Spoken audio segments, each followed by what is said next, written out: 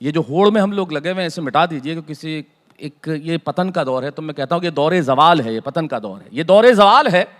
अब कोई कबीर नहीं होता और दो चार शेर कहने से कोई मीर नहीं होता, और ये गलत है समझाओ उसे, रईसों के पास बैठने से कोई अमीर नहीं होता। वाह वाह वाह वाह, बहुत खूब।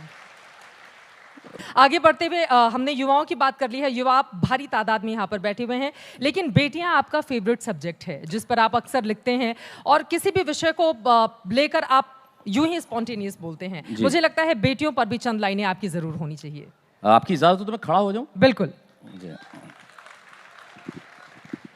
देखिए, चित्रा ने एक बहुत अच्छा विषय छोड़ दिया, और यकीन मानिए ये मेरा फेवरेट सब्जेक्ट नहीं है, सबका ही होना चाहिए। डॉक्टर उर्मिलेश कहते हैं कि तितली, हिरनी, मोरनी, कोयल, बत्तख, मीन, सृष्टि पिता की बेटियां कितनी शोख हसीन। जो सृष्टि की हमारी बेटियां बोल। मैंने एक कविता लिखी, आप यकीन मानिए मेरी व्यक्तिगत कविता थी, मुझे नहीं मालूम था कि मैं जनता में कभी सुनाऊंगा, लेकिन जब एक बार सुनाई तो मुझे लगा ये कविता मेरी नहीं आपकी। और जब आज तक का भार कलीपुरी संभाल रही हूँ, मेरा इंटरव्यू चित्रा कर रही हूँ, तो उस वक्त ये कविता पढ़ना बड़ा ज़रूरी हो जाता है। ये कविता मैंने क्यों लिखी थी, उसके पीछे एक बहुत छोटी सी कहानी है। कुछ वर्ष पहले की बात है। मेरी छोटी सी बिटिया अब बड़ी हो गई है, बाहर पढ़ती है, मैं मुंबई में रहता। आप जानते हैं एक डेली टेलीविज़न शो करने वाले को सब कुछ होता है, उसके पास वक्त नहीं होता। और मैं एक ज़माने में 4-4 शो एक साथ कर रहा था। तो मैं राजस्थान एक कार्यक्रम में गया, मैं राजस्थान का रहने वाला हूँ। तो मेरी बिटिया का फ़ोन आया मुझे, उसने अंग्रेजी में एक सवाल किया, बब्बू वेयर आर यू, आप कहाँ हैं? मैंने कहा मैं राजस्थान में हूँ, उदयपुर में। बोले आप जोधपुर मुझसे मिलने आ रहे हैं? मैंने कहा नहीं बेटा, नहीं आ पाऊँगा, मुझे ज़रूरी काम है। उसने फ़ोन रख दिया और थोड़ी देर बाद फ़ोन आया, पता नहीं उसने कहाँ सुना था कि उसने मुझ पर अप्लाई किया। मुझे एक सवाल किया उसने जी, क्या आप एक दिन किसी कार्यक्रम में जाते हैं तो कितना पैसा लेते हैं, व्हाट डू यू चार्ज? मैंने कहा तुम ये सवाल क्यों पूछ रही हो? कि नहीं, अगले हफ्ते मुझे मेरा एनुअल डे है, मैं परफॉर्म करने वाली हूँ, तो क्या मैं प्रिंसिपल को कहूँ कि आपको आपकी फ़ीस दे के एज ए चीफ गेस्ट बुलाए? यकीन मानिए उस दिन मैं दुनिया का सबसे गरीब आदमी हो गया। मेरे पास सब कुछ था, लेकिन इस सवाल का जवाब नहीं था। हम अपनों से कैसे दूर हो जाते हैं। यहाँ जितनी बेटियां बैठी हैं मैं उन्हें इनके नाम करता हूँ, और यहाँ जितनी बेटियों के बहनों के भाई बैठे हैं मैं उनके नाम ये पंक्तियां करता हूँ कि मैंने तब लिखा कि क्या लिखूं, वो परियों का रूप होती है। क्या लिखूं, वो परियों का रूप होती है, या कड़कती ठंड में सुहानी धूप होती है। एक मजदूर था, उससे किसी ने पूछा कि तेरा बेटा कितना बड़ा है? बोले साहब इतना बड़ा। बोले ये बताने का क्या तरीका हुआ? बोले बता 8 साल का है, 9 साल का है, 10 साल का है, बता इतना इतना इतना। ये क्या बता रहा है जी। बोले मजदूरों की जिंदगी में कैलेंडर तो होता ही नहीं साहब, तो दिनों का तो पता चलता नहीं, इसलिए उम्र का हिसाब नहीं है।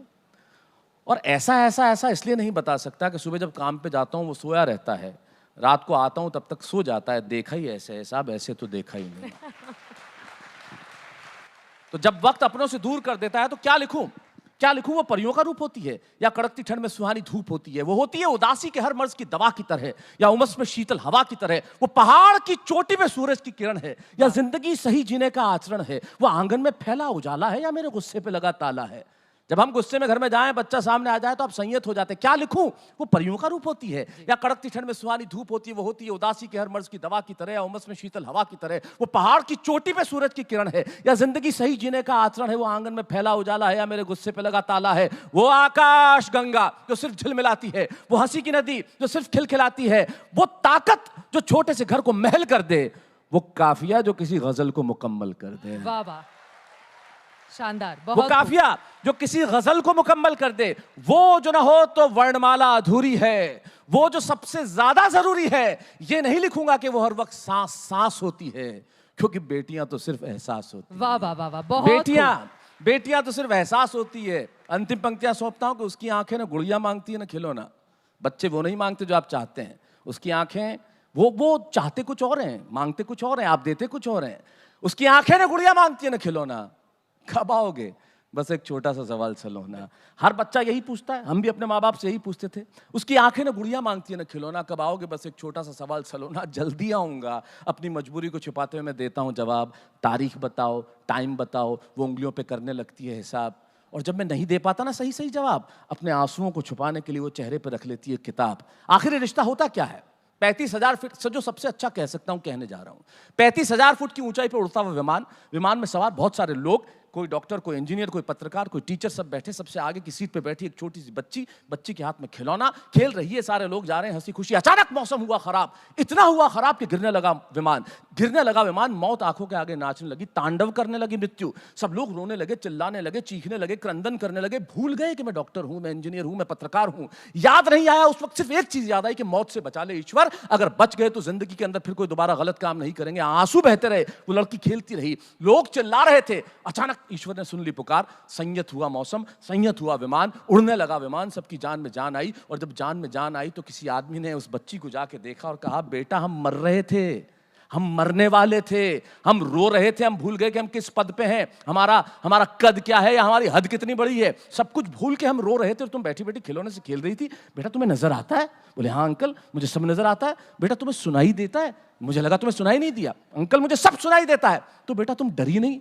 नहीं अंकल मैं डरी नहीं, क्योंकि इस प्लेन के जो पायलट है ना वो मेरे पापा हैं। अरे वाह, अब इन लाइनों पे बहुत मुश्किल है और कि मैं हम जानती वाह-वाह हूं, कहें या फिर भावनाओं के इस समंदर में मैं जानती हूं कि मेरा पिता मुझे मौत के मुंह में कभी नहीं ले जा सकता। उसकी आंखें ना गुड़िया मांगती है ना खिलौना। कब आओगे? बस एक छोटा सा सवाल सलोना। जल्दी आऊंगा, अपनी मजबूरी को छिपाते हुए देता हूं जवाब। तारीख बताओ, टाइम बताओ, वो उंगलियों पे करने लगती है हिसाब। और जब नहीं दे पाता ना सही सही जवाब, अपने आंसुओं को छुपाने के लिए वो चेहरे पे रख लेती है किताब। वो मुझसे ऑस्ट्रेलिया में छुट्टियां, मर्सिडीज की ड्राइव, 5 स्टार होटल में डिनर या नए नए आईफोन नहीं मांगती। न कि बहुत सारे पैसे वो अपने पिगी बैंक में गुल्लक में उंडेलना चाहती है, वो कुछ देर मेरे साथ खेलना चाहती है। वाह वाह। और मैं वही बेटा काम है, बहुत जरूरी काम है, आज तक वालों ने बुलाया है, नहीं जाऊंगा तो कैसे चलेगा, ऐसे मजबूरी भरे जवाब देने लगता हूं। और वो सोते हुए ये बताती है, वो आंखें बंद करके सोती है लेकिन सपने में खेलते हुए मेरे साथ रोती है। वो यूं जबाती है कि जैसे सब समझ गई हो, लेकिन जिंदगी न जाने क्यों इतनी उलझ जाती है।